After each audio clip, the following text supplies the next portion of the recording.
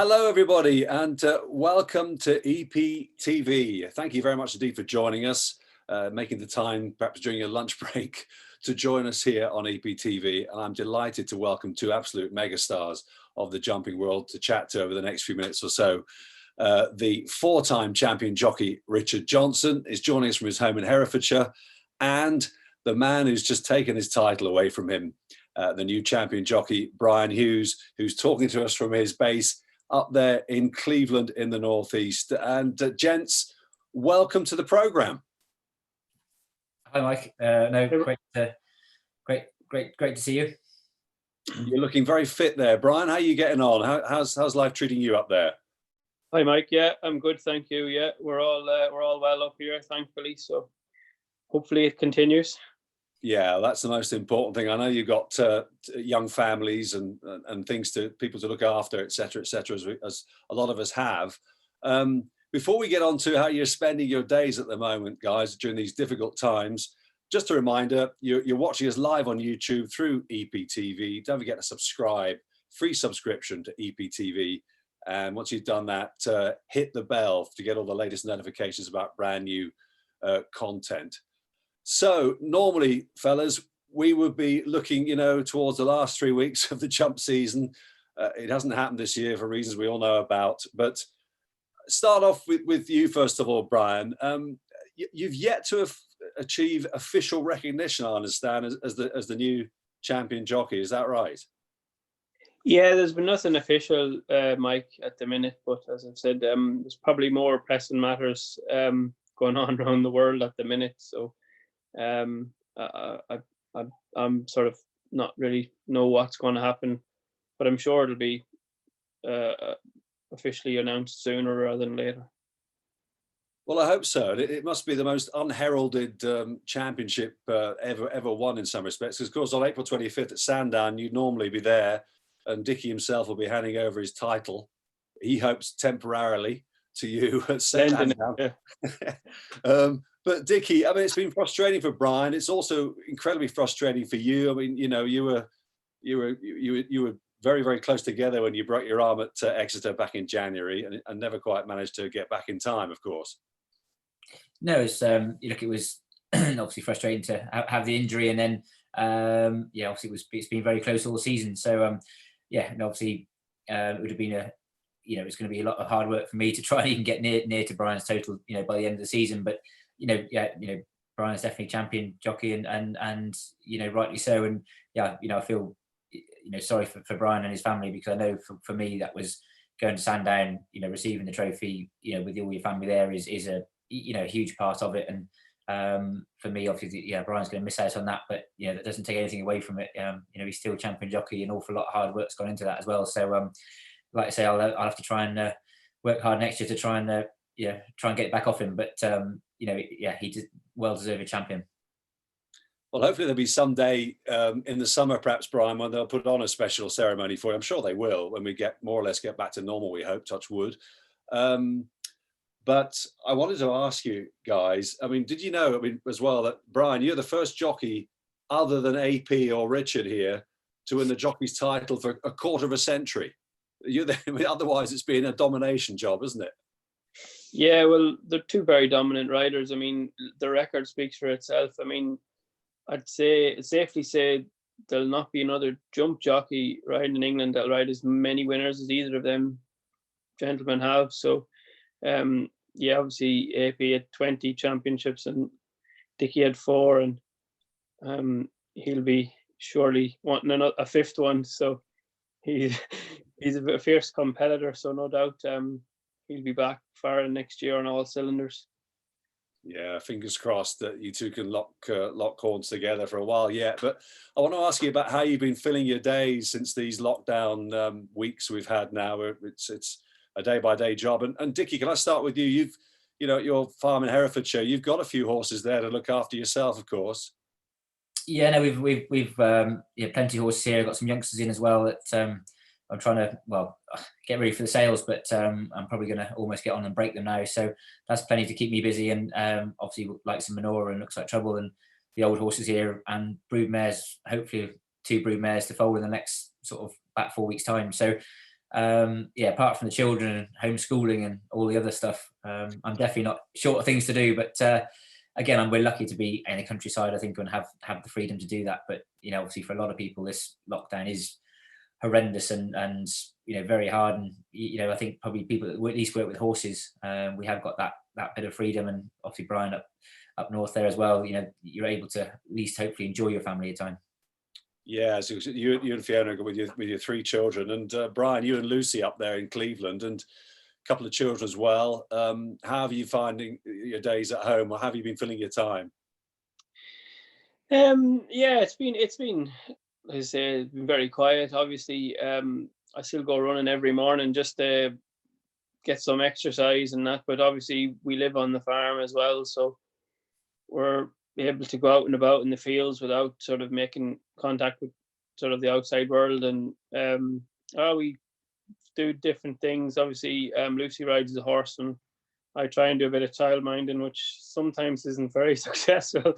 But yeah, we can go around the farm. I help Lucy's father a bit, and just trying to fill the days in. And she does the weekly shopping trip, so we haven't left. I haven't left since the last time I left was Weatherby, the last day we rode. So yeah, it's a serious thing, but I suppose everyone's trying to do their bit with this lockdown. So, have you been in touch with any of your colleagues, guys? I think. Sorry. Go ahead, Dickie. Yeah, the PGA have got a WhatsApp group as well, so we sort of keep in contact with all the latest, I suppose, updates on the racing industry in that front. Sometimes it's hard for me to keep up with it. They come through that thick and fast, but and then obviously I know for myself, I've talked to a few of the trainers and people at different yards to see what's going on, and obviously. Yeah, at least for national hunter horses, I think the winter ones, a lot of them are obviously getting quieter now anyway. Obviously for the flat trainers, I think they're obviously under more stress. But and like you say, the house parties and FaceTime and everything else, I think I've never used technologies as much as I have in the last 2 weeks. Well, who would have thought the 3 of us would be doing this? I mean, I'm amazed at how it's working, thanks to EPTV, by the way. I've just got to remind people as well watching us, guys, that obviously live on YouTube, EPTV, subscribe, free subscription, and don't forget to hit the bell, which will give you live notifications of new content coming in. We're hoping to bring you a bit more over the next few weeks or so during these strange and difficult times. I wanted to look back. We've got loads of questions, by the way, coming through for you fellas, but obviously going to you, Brian, it was a pretty momentous year for you because you rode your 1,000th winner as well, didn't you, earlier in the year? Yeah, that was last year. I rode the 1,000th winner.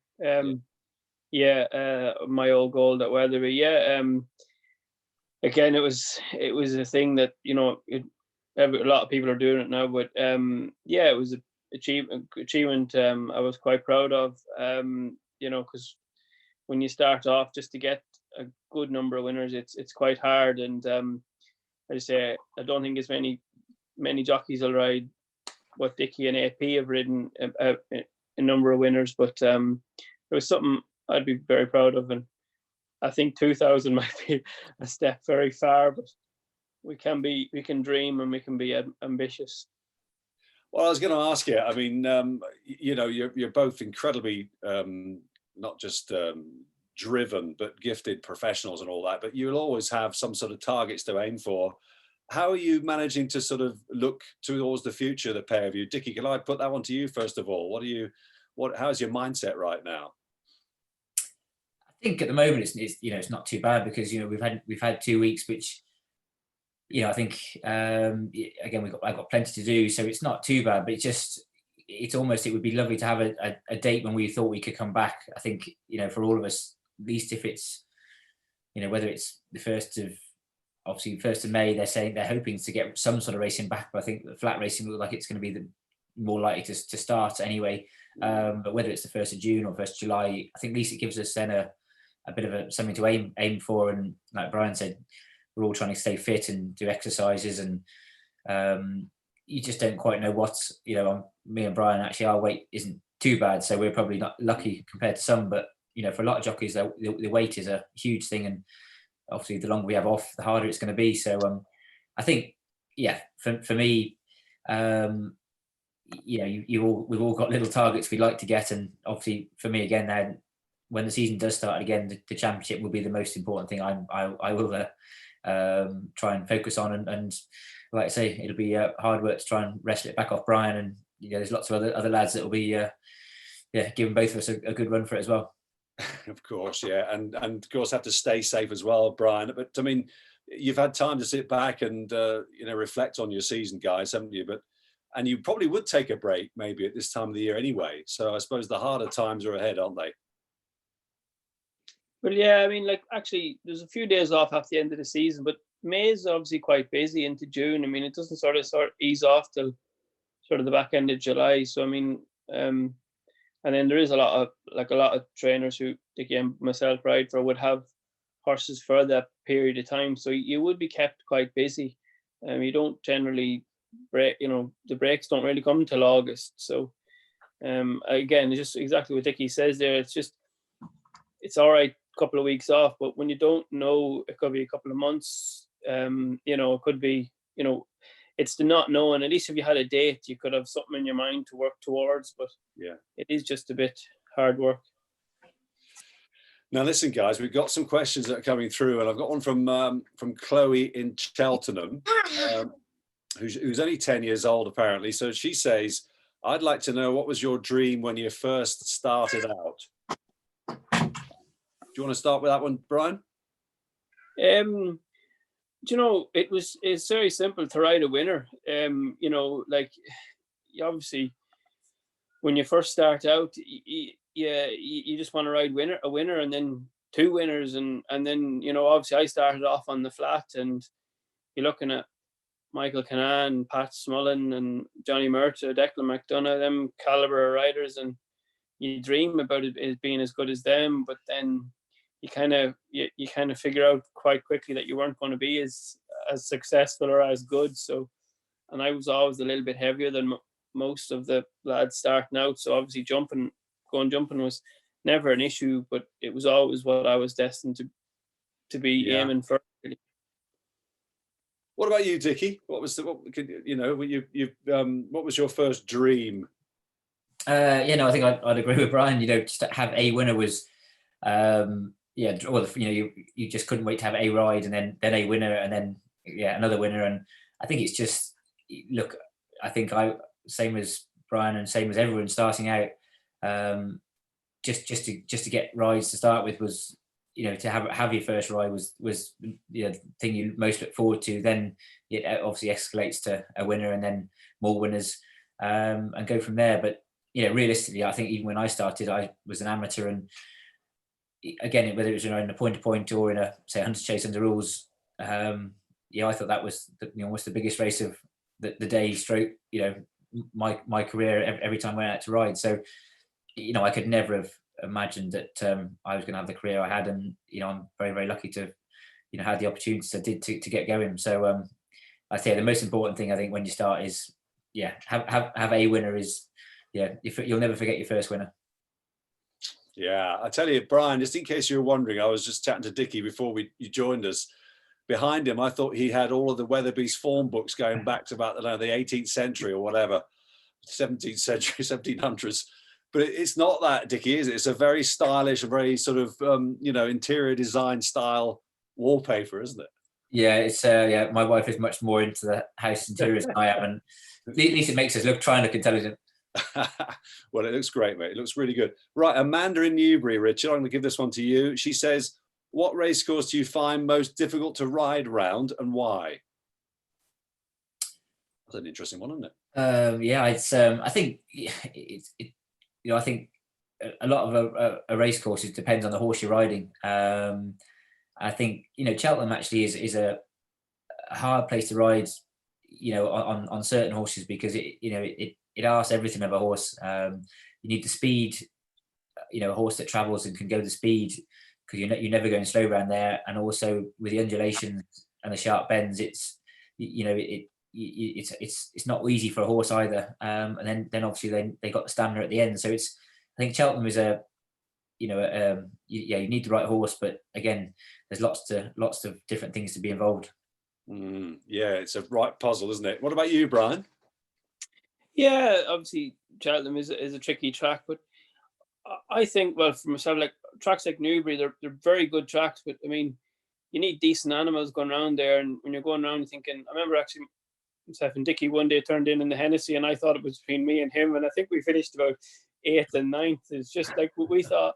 We were actually talking to each other, saying we'll wait till 3 out, and then the best one will go and win. And yeah, we were 8th and 9th. And it's just them sort of tracks, because you need a very good horse, and as you say, you need speed and stamina to keep going, and they tend to get racing a long way out at them places as well.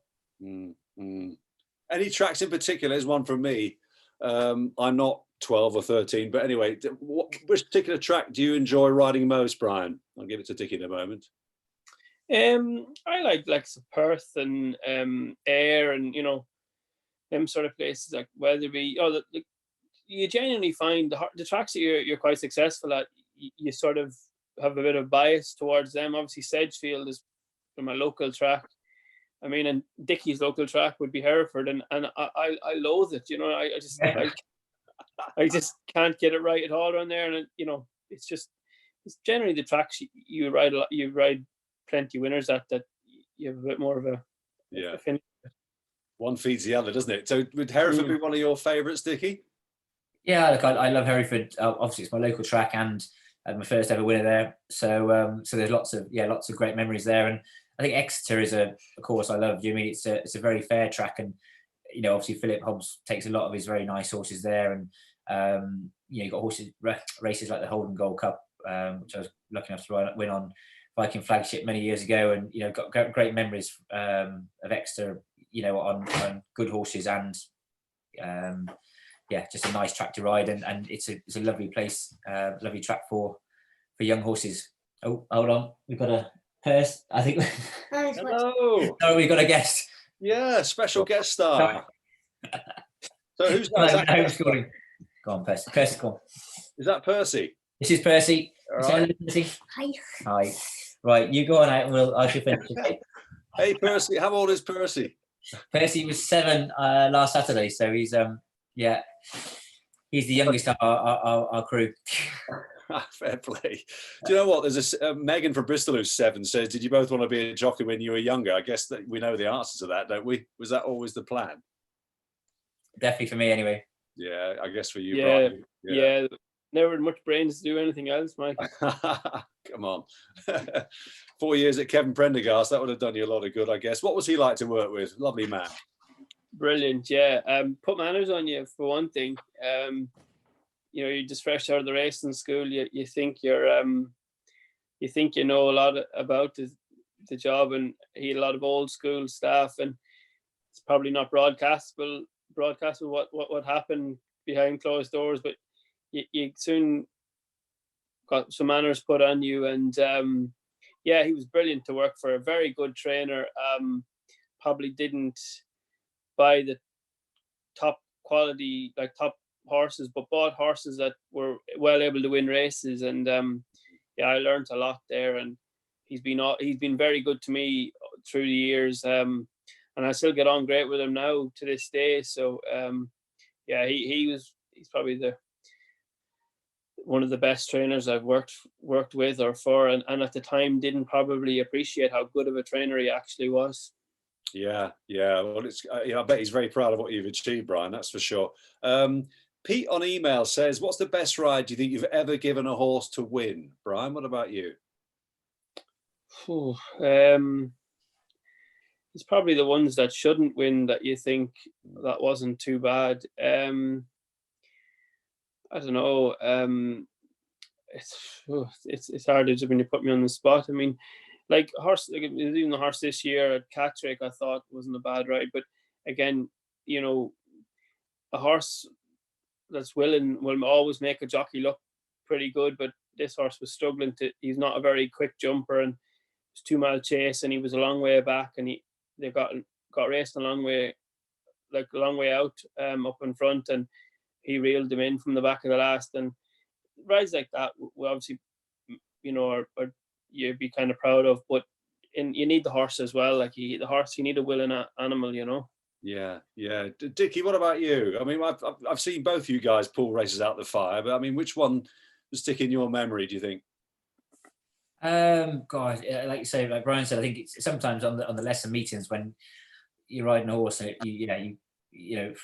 for 2/3 of the race, it looks like you're actually going to struggle to be placed at anything else, and maybe the race sort of almost falls apart in front of you, and then your persistency hopefully pays off because the horse will stay on and go and win a race where everyone's slightly shocked that it's managed to do that. So that's obviously it's very gives us a great feeling as well, because you feel like you've almost achieved definitely achieved something on those days.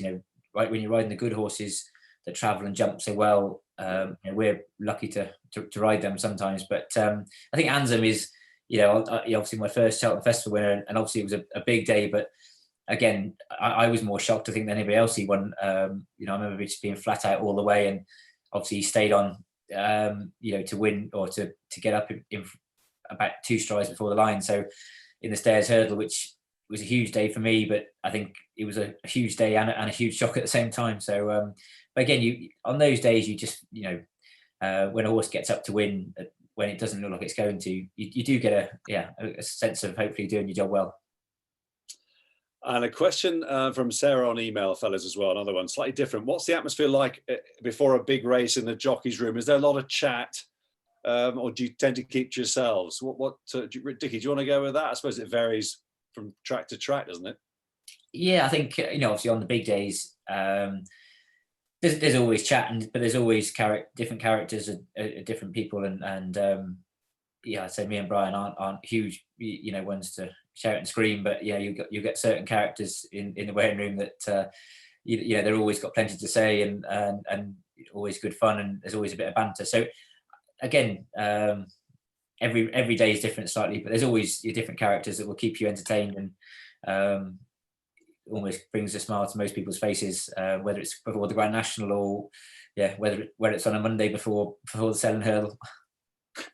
And Brian, I got to say to you, I had a chat with John Joe Jr., who's obviously making his way through the ranks a few months ago, about how he was finding his trips up north and stuff. And he said that you very much ruled the roost up there. And are you a big talker before the big races and stuff in the weighing room, or do you tend to just go about your business? No, as Dickie says there, even when he comes up north, there's a few characters now, and we just sort of sit back and laugh at what they be saying and giggle along. I mean, there's a few there that, Henry Brook and Ross Chapman and the likes, they're the vocal ones, really. Now, John Joe's a good lad, and he's done marvellous this year as well, so he has. Yeah, he's been doing really, really great. Well, we're almost come to the end of our time together, gents, and I can't thank you enough. It's been great to chat to you. It's a shame it's in such, these such difficult times, everybody. But just you guys appearing on a stream like this will have given people an awful lot of pleasure. So I'd like to thank you sincerely and wish you and your families, some steady days ahead. Not too many family arguments or getting in each other's way. So, honestly, you should have heard the commotion downstairs before we went on air here at my place. But anyway, that was another story. But we've got some interesting times ahead of us as a country. I do hope really that we'll see you guys doing what you do best. Sometime not in a not too distant future. Let's keep our fingers crossed. Yeah, no, I think we're all wanting the country to obviously get through this virus and all as always get back into our more daily routine. So hopefully racing can get back and hopefully everything can get back to normal. But hopefully everyone stays safe. And I'd just like to obviously congratulate Brian as well, on being champion jockey, because I think obviously more will come over the next few weeks and stuff when it's publicly announced. But he deserves to be champion this season. He's had a fantastic year, and again, it's a lot of hard work going into becoming champion jockey. So huge credit to him, and hopefully they'll get a day with as well with the trophy that they can enjoy with the family. There you go, Brian. How about that? Sorry, Mike, I just echo what Dickie said there. Obviously he's a very humble man, and I really appreciate the nice words he has to say. But Echo, hopefully everyone stays fit and healthy. We can get racing again sooner rather than later, but most important, everyone stays fit and healthy. And I say, like, as I said in a few interviews recently, like, I mean, Richard Johnson is a gentleman, and he's one of the the nicest fellas, and very appreciative of him saying that. But he is a fierce competitor, so he's saying that with a wry smile. But I'm in no doubt that he's had a lot of bad luck this year, and again shows the will he has to win, getting back from a broken arm that most people wouldn't have been back at work in the space of time that he was. So he'll be back all guns blazing, and I'd say next year he's going to mean business. So yeah, I look forward to it as well. Obviously, hopefully we're back racing sooner rather than later. Yeah, well said, gents, and all the very best to you both. Really appreciate your time, and don't forget to subscribe at EPTV. We'll be bringing you lots of more good content from both the racing and the equestrian world going forward. EPTV on YouTube. It's all free, and no money's changing hands. We're just trying to produce, as they say, content, and we've got off to a flying start with these two racing legends. All the best, guys, and thank you indeed, you at home, for watching.